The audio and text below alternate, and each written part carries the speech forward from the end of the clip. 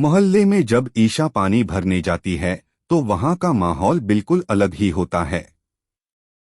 वहां खड़ी औरतें उसे देखते ही तरह तरह की बातें बनाना शुरू कर देती हैं। कोई उसे ताने मारती है तो कोई उसके परिवार पर उंगली उठाती है।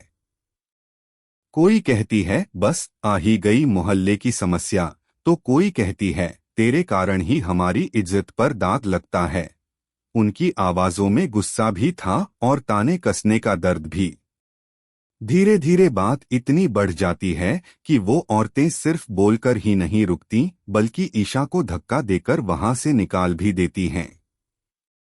ये सब देखकर ईशा का खून खौल उठता है। उसके चेहरे पर साफ गुस्से की लाली दिखने लगती है।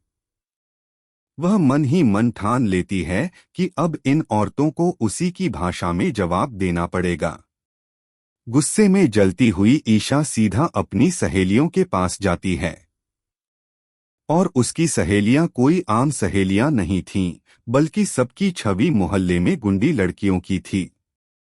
उनके चेहरे पर हमेशा अकड़ और आंखों में लड़ने की चमक रहती थी।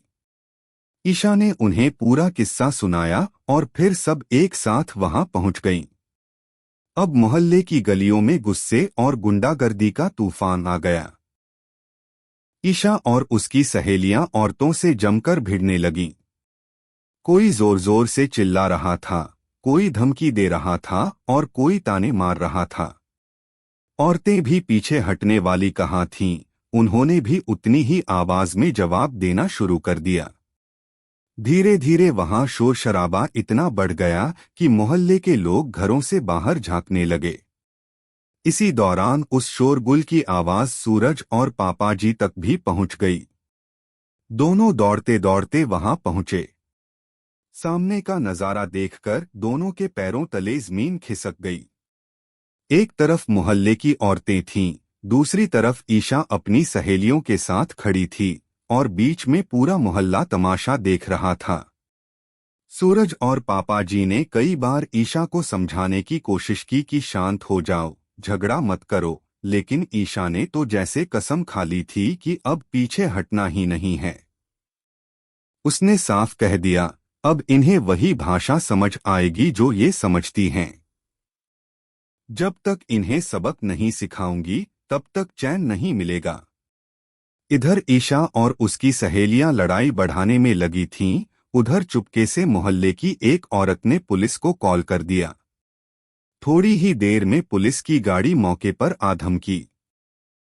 पुलिस वाले जैसे ही उतरे, उन्होंने बिना कुछ पूछे समझे ईशा को ही असली गुंडी समझ लिया। क्योंकि दृश्य ही ऐसा था, ईशा की सहेलियां चिल्ला रही थीं, औरतें रो रो कर शिकायत कर रही थीं। पुलिस ने बिना देर किए ईशा को पकड़ लिया और कह दिया, चलो थाने चलो।